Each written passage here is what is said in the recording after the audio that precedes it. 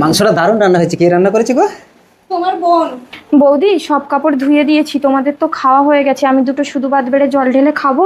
অল্প বয়সে তো ভাতের টাকা খেয়েছিস, আবার দুবেলা ভাত খেতে লাগে তোর?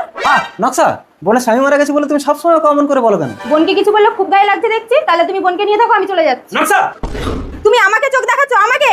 আমার বাবা এমএলএ। ঠিক আছে বৌদি, আমি খাবো না, তুমি ঝগড়া করো না। আমি ঝগড়া করছি না, দাঁড়াও তোমার দু ভাই বোনের ব্যবস্থা করছি। হ্যালো বাবা, তুমি দাদাকে নিয়ে এক্ষুনি চলে এসো, না দু ভাই বোন মিলে আমার সাথে অত্যাচার করছে, আমাকে মারছে। তোদেরকে আমি জেলের ভাত খাওয়াবো।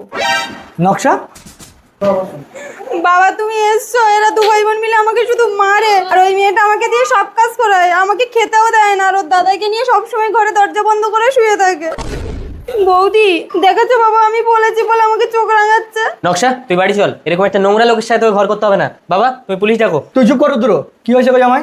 আপনার মেয়ে ঠিকই বলেছে বাবা, আমার বোন ওকে সবসময় কাজ করায়, খেতে দেয় না। আচ্ছা ওকে জিজ্ঞাসা করুন তো, আমার বোন ওকে আজকে কটা কাপড় কাচতে দিয়েছে?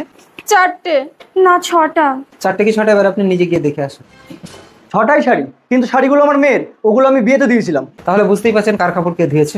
না না বাবা, ওর একটাও কথা বিশ্বাস করবে না। আচ্ছা ঠিক আছে ছাড়ুন, ও তো বলছে আমার বোন ওকে খেতে দেয়নি। ওর ডান হাতটা শুকে দেখুন তো। এ তো মাংস দিয়ে ভাত খেয়েছে। বোনের দিকে ওর হাতটা এবার শুকে দেখুন তো। না, কোনো গন্ধ নাই তো। কারণ বেচারা এখন কিছুই খায়নি।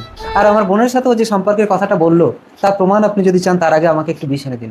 কারণ ভাই বোনের পবিত্র সম্পর্কের এই জঘন্য প্রমাণ দেওয়ার আগে আমার যেন মরণ হয়। কি হলো? তোমার বোন ঘরে ঢুকে দরজা বন্ধ করলো কেন? কারণ ও আত্মহত্যা করতে চাইছে। তুই কি কোনোদিন ভালো হবি না? যা গিয়ে ওর বোনের কাছে ক্ষমা চা। আমি পারবো না। যা, ওর বোনকে বাঁচা। ঠাকুরজি আমাকে মরতে দাও বৌদি, এই পৃথিবীতে আমার কেউ নেই।